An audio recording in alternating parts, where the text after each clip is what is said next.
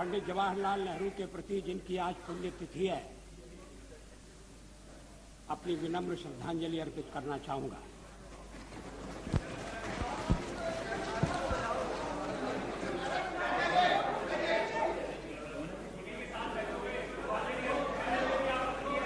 जब मैं सदन में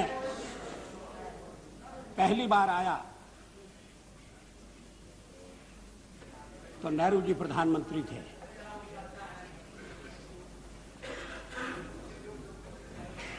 कई वर्ष मैंने उन्हें काम करते हुए देखा। मैं उधर बैठता था, अभी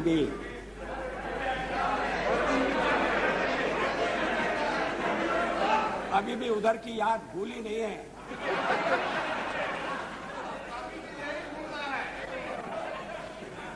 लेकिन मैं काफी पीछे बैठता था क्योंकि संख्या बहुत कम थी। आज जो परिवर्तन हुआ है, भारतीय जनता पार्टी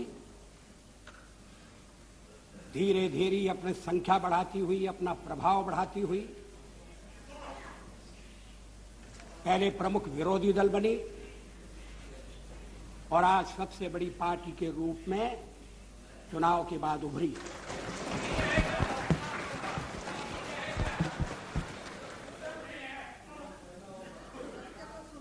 यह परिवर्तन अचानक नहीं हुआ है। ये परिवर्तन इतिहास की बदलती हुई मेरे ख्याल से वो तीनों प्रक्रिया को प्रतिबिंबित करता है। चेक कर लेना।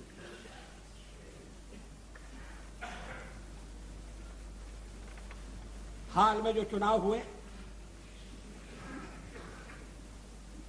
उनमें जनता ने अपना अभिमत प्रकट किया। समय है कि उस जनादेश पर गहराई से विचार किया जाए, गंभीरता से विचार किया जाए।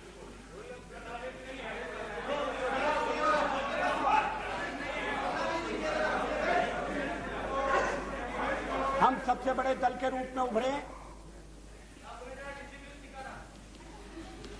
अन्य दलों की स्थिति है उसको भी ध्यान में रखने की जरूरत है।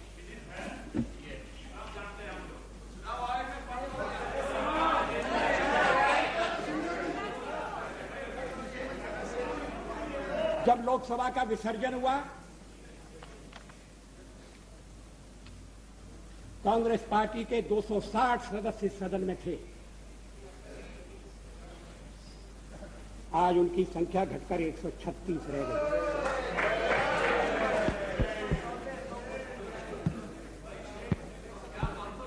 ये जनादेश का परिणाम है।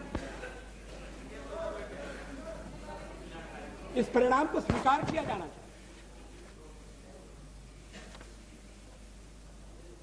आत्ममंथन होना चाहिए। करीब करीब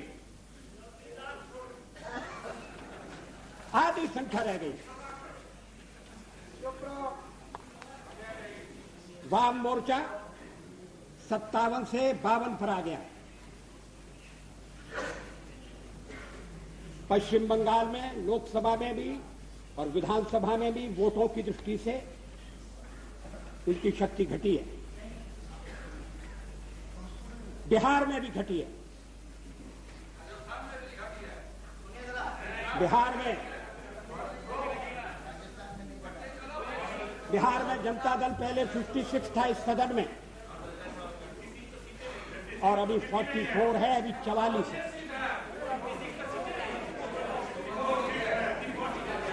बिहार में भारतीय जनता पार्टी समता समिति के साथ चुनाव लड़ी और लोकसभा के चुनाव में भारी सफलता मिली है।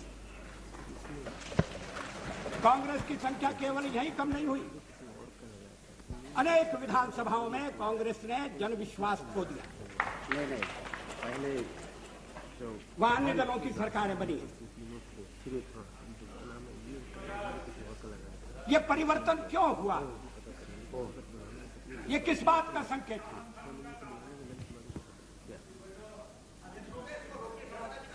ये भी बात ध्यान देने की है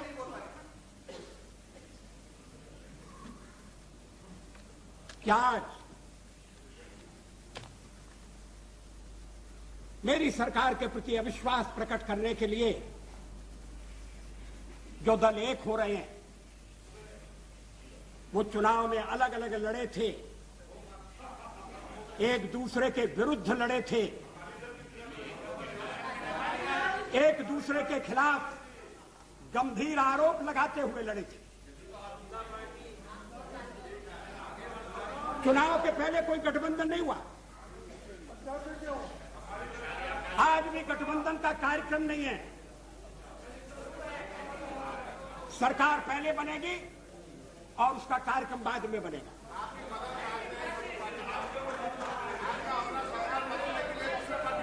इस गठबंधन का आधार क्या है, इसकी भावात्मक भूमिका क्या है? इतने दिनों से विवाद चल रहा है, राष्ट्रपति महोदय ने मुझे किसे क्यों बुलाया, राष्ट्रपति महोदय ने मुझे क्यों बुलाया। कुछ लोगों की नींद हराम हो गई, कुछ लोगों ने राष्ट्रपति महोदय के विरुद्ध ऐसे शब्दों का भी प्रयोग किया जो नहीं होना चाहिए था।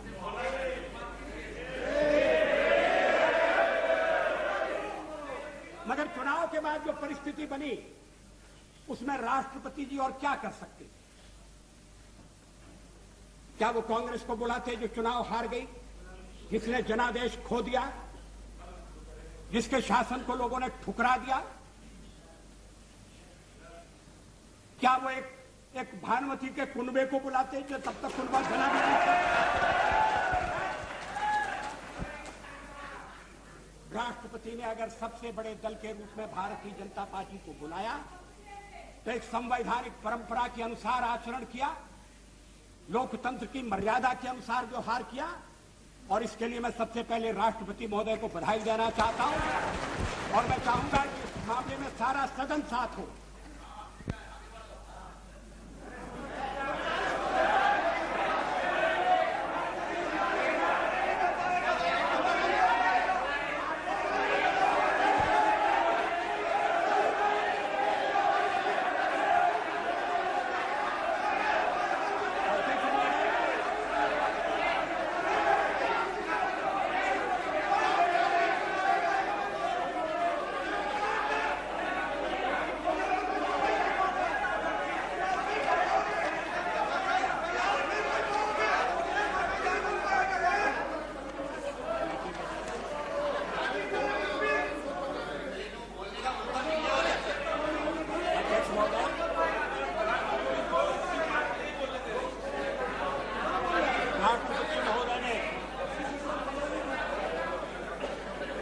मुझे 31 तारीख तक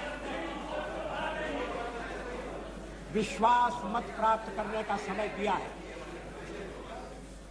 31 तारीख तक, आज ये 27 तारीख है। हम अगर चाहते तो 31 तारीख तक रुक सकते थे, 30 को ये प्रस्ताव ला सकते थे।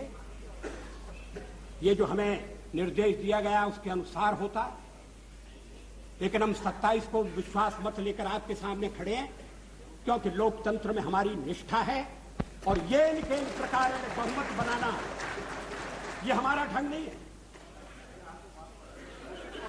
इस सदन की दीवारें, इस सदन में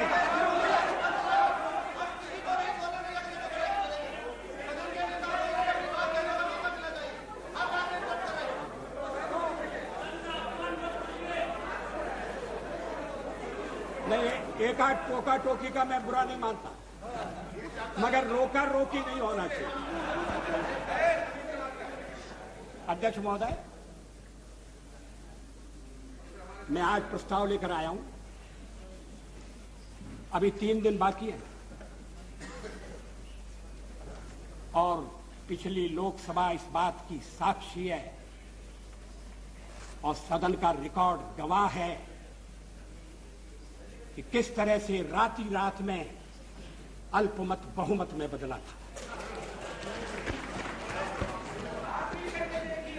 जब मतदाता सो रहे थे, थककर चूर थे,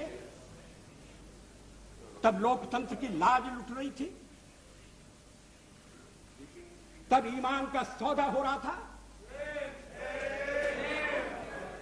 तब पार्लियामेंट के मेंबरों की खरीद फरोख्त का बाजार खुला हुआ था।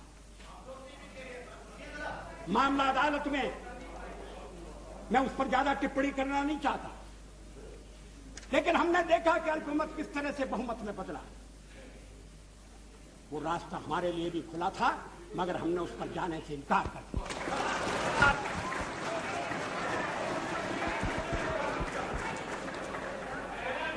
अनैतिक तरीके अपनाकर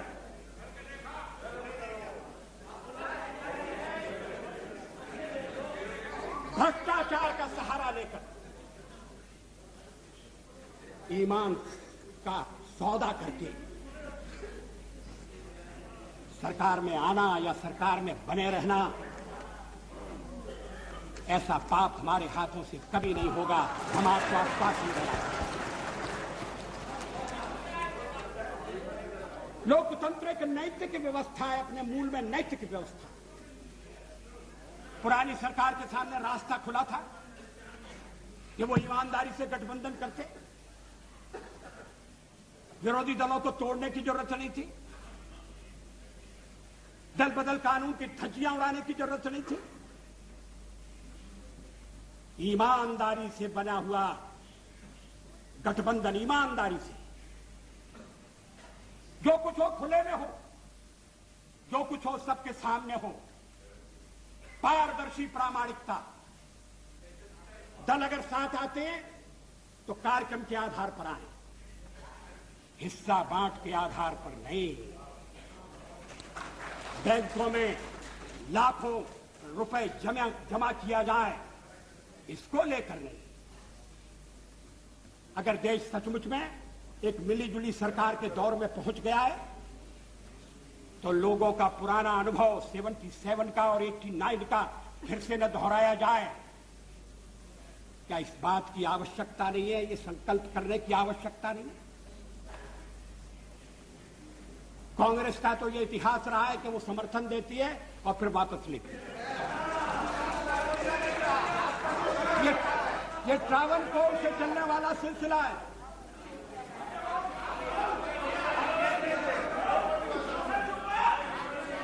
अब अगर कांग्रेस के चिंतन में परिवर्तन होता है,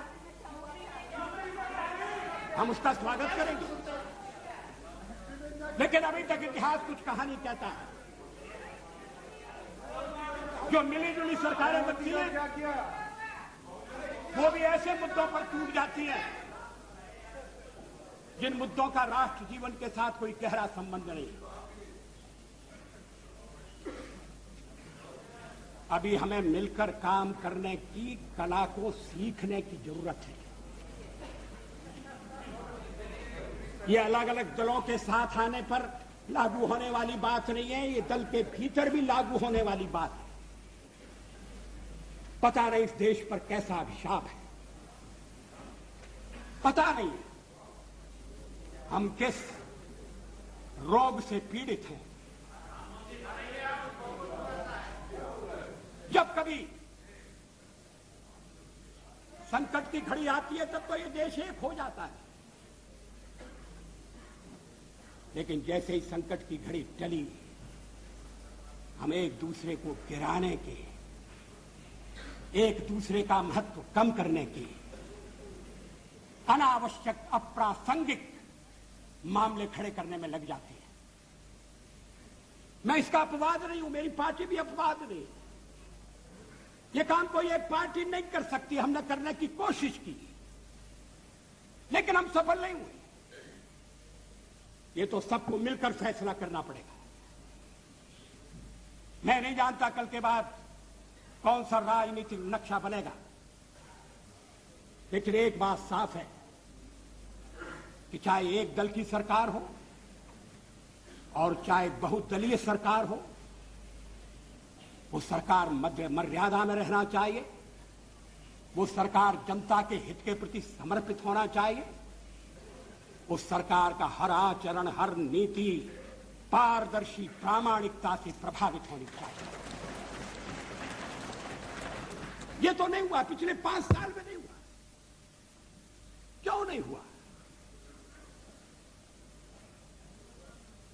क्या आगे ऐसा होगा, इसका विश्वास है? अगर यूनाइटेड फ्रंट कोई कार्यक्रम लेकर आए और कार्यक्रम के साथ ही विश्वास दिलाए कि राजनीतिक महत्वाकांक्षा के कारण, सत्ता की कुर्सी के कारण पुराने कट अनुभव दोहराने नहीं दिए जाएंगे, तब तो जनता को थोड़ा आश्वासन मिल सकता है। अन्यथा लोग बड़े दुखी हैं, अस्थिरता की आशंका है, देश के भविष्य के बारे में चिंता है। पंडित जी को श्रद्धांजलि अर्पित करते हुए मैंने जो शब्द कहे थे, मैं उस समय राज्यसभा का सदस्य था। ये 29 मई का मेरा भाषण है। मैंने कहा था, मैं उद्धृत कर रहा हूं सभापति जी, जिस स्वतंत्रता के नेहरू जी सेनानी और संरक्षक थे, आज वह स्वतंत्रता संकटापन्न है। संपूर्ण शक्ति के साथ हमें उसकी रक्षा करनी होगी। जिस राष्ट्रीय एकता और अखंडता के वे नायक थे, आज वह भी विपदग्रस्त है। हर मूल्य चुकाकर हमें उसे कायम रखना होगा। जिस भारतीय लोकतंत्र की उन्होंने स्थापना की, उसे सफल बनाया, आज उसके भविष्य के प्रति भी आशंकाएं प्रकट की जा रही हैं। हमें अपनी एकता से, अनुशासन से, अपने आत्मविश्वास से इस लोकतंत्र को सफल करके दिखाना है। नेता चला गया, अनुयायी रह गए, सूर्यास्त हो गया, तारों की छाया में हमें अपना मार्ग ढूंढना है। ये एक महान परीक्षा का काल है। यदि हम सब अपने को समर्पित कर सकें एक ऐसे महान उद्देश्य के लिए, जिसके अंतर्गत भारत सशक्त हो, समर्थ हो, समृद्ध हो और स्वाभिमान के साथ विश्व शांति की स्थापना में अपना योग दे सके, तो हम उनके प्रति सच्ची श्रद्धांजलि करने में सफल नहीं होंगे। यहां मेरा उद्धरण समाप्त होता है। 50 साल में हमने प्रगति की है, इससे कोई इनकार नहीं कर सकता। चुनाव के दौरान वोट मांगते हुए, सरकार की नीतियों पर कठोर से कठोर प्रहार करते हुए, और पुरानी सरकार की नीतियों में आलोचना करने के लिए लायक बहुत सामग्री थी। हर जगह मैंने ये कहा कि मैं उन लोगों में से नहीं हूं जो 50 वर्ष की उपलब्धियों पर पानी फेर दे। ऐसा करना देश के पुरुषार्थ पर पानी फेरना होगा। ऐसा करना देश के किसान के साथ अन्याय करना होगा, मजदूर के साथ जाति करनी होगी, आम आदमी के साथ भी वो अच्छा व्यवहार नहीं होगा। जो सवाल आज मन में उठता है और उठना चाहिए, आजादी को 50 साल होने आए, हम जयंती मनाने जा रहे हैं। आज देश की स्थिति क्या है? हम पिछड़ क्यों गए? प्रगति की दौड़ में जो देश हमारे साथ आजाद हुए थे, वो हमसे आगे बढ़ गए। जो देश हमारे बाद जन्मे थे, वो हमें पीछे छोड़ गए। दुनिया के गरीबतम देशों में हमारी गणना है। 20% से ज्यादा लोग गरीबी की रेखा के नीचे। राष्ट्रपति महोदय के अभिभाषण में गांव का उल्लेख है, या पीने का पानी नहीं। हम प्राथमिक शिक्षा अनिवार्य नहीं कर सकते। लड़कियों की शिक्षा की उपेक्षा हो रही है। लड़की का जन्म लेना तो इस देश में अभी तक एक अभिशाप है। क्या सरकारी कदम उठाकर समाज में जागृति पैदा करके, क्या सब लोगों को जुटाकर, ये तो ऐसा काम है जिसमें कोई दलबंदी के लिए स्थान नहीं। हम देश का नक्शा नहीं बदल सकते थे। देश में साधनों की कमी नहीं है, और साधनों की अगर कमी है तो उसको ठीक ढंग से प्राप्त किया जा सकता है, साधन बढ़ाए भी जा सकते हैं। लेकिन जो साधन हैं उनका ठीक उपयोग नहीं हो रहा। जनता के ऊपर टैक्स लगाकर जो धन इकट्ठा किया जाता है, उसका लाभ जनता तक नहीं पहुंचता, आम आदमी तक नहीं पहुंचता। कहां जाता है? किसकी जेब भरी जाती है? किसकी तिजोरी में वो रकम जाती है? विदेशी बैंकों में धन जाने का सिलसिला अभी तक क्यों कायम है? उसको रोकने के लिए क्या कदम उठाएंगे? हम विदेशी पूंजी के लिए प्रयत्नशील हैं। विदेशी पूंजी आए, और अगर विदेशी पूंजी आती है अच्छे ढंग की टेक्नोलॉजी के लिए, इंफ्रास्ट्रक्चर के लिए, आयात निर्यात को बढ़ाने के लिए, तो कोई आपत्ति नहीं करेगा। मुझे विश्वास है कि हमारे कम्युनिस्ट मित्र भी आपत्ति नहीं करेंगे। लेकिन क्या देश के भीतरी साधनों का अधिकतम उपयोग हो रहा है? क्या यह सच नहीं है कि भ्रष्टाचार एक राष्ट्रीय रोग बन गया है? मुझे याद है स्वर्गीय राजीव गांधी ने एक भाषण में कहा था कि मैं दिल्ली से 1 रुपया भेजता हूं, मगर जहां रुपया भेजता हूं वहां पहुंचते पहुंचते 19 पैसे रह जाते। मैंने उनसे कहा कि ये चमत्कार कैसे होता है? वो हंसकर कहने लगे कि जब रुपया चलता है तो घिसता है। रुपया घिसता है, हाथ में लगता है, जेब में जाता है, छोटा हो रहा है। रुपए को पहचानना मुश्किल है। रुपया अंतर्ध्यान हो सकता है। ये देश के सिक्के की स्थिति अच्छी नहीं है। एक तो सरकारी खर्चा बढ़ गया, बढ़ता जा रहा है। उसको बिना कम किए, और कम करने के लिए आम सहमति चाहिए, सर्वदलीय सहयोग चाहिए। कोई एक दलीय काम नहीं कर सकता। हां, हमारे पुराने प्रधानमंत्री नरसिंह राव जी अगर अपने को स्थिर करने के बाद इस दिशा में थोड़ा प्रयत्न करते तो सफल होते,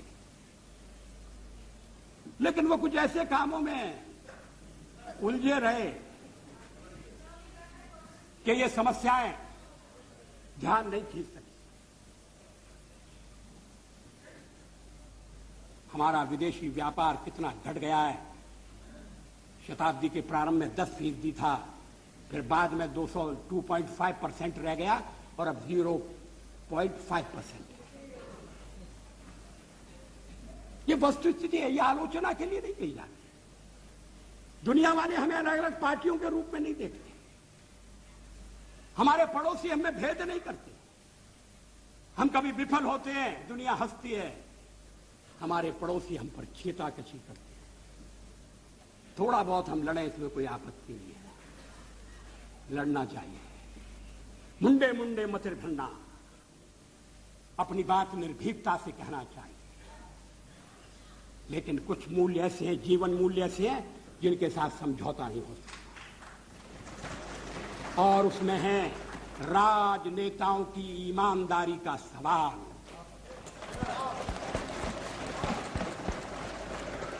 हमें बेदाग नेतृत्व चाहिए, हमें निष्कलंक नेतृत्व चाहिए।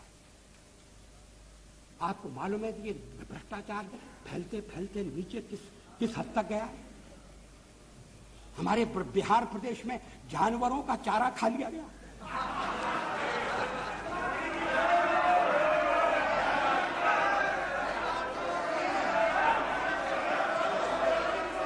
जांच हो रही है, मैं उसमें जाना नहीं चाहता। कोई सीमा नहीं। अभी मुझे एक मुख्यमंत्री ने कहा कि जब उन्हें स्टेट इलेक्ट्रिसिटी बोर्ड के अध्यक्ष की नियुक्ति करनी थी तो उनके पास अफसर आए और जो 1 करोड़, 2 करोड़, 5 करोड़ रुपए देकर अध्यक्ष पद लेना चाहते थे।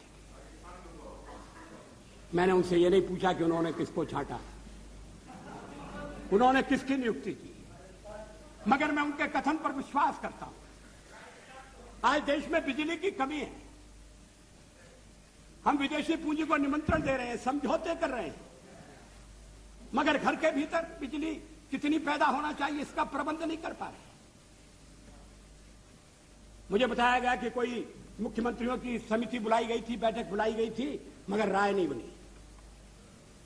राय इसलिए नहीं बनी कि राजनीतिक प्रतिस्पर्धा इतनी तीव्र हो गई है कि देश का हित गौण हो गया है, देश का हित पीछे चला गया।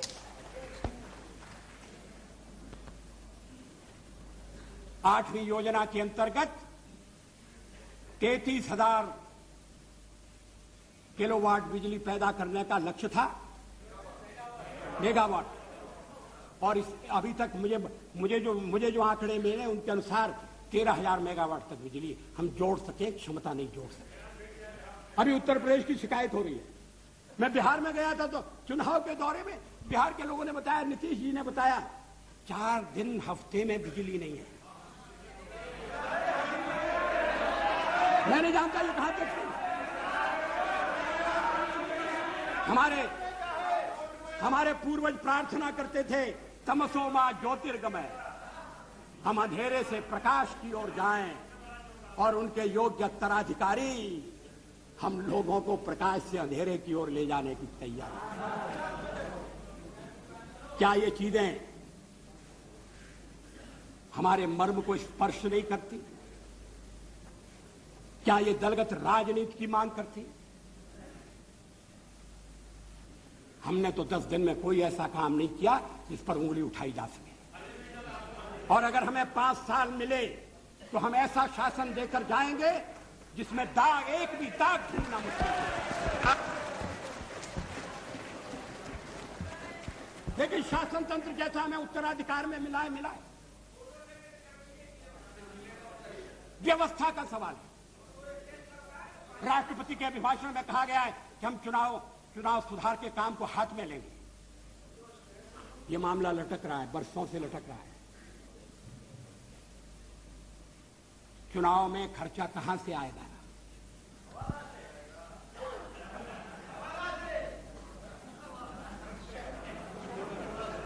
चुनाव लड़ने के लिए अगर काला धन लिया जाएगा तो फिर चुनाव के बाद उस काले धन से मुक्ति नहीं है। बदलने की जरूरत है। गोस्वामी कमेटी बनी, स्टेट फंडिंग का तय हो गया, सिफारिश सामने आ गई।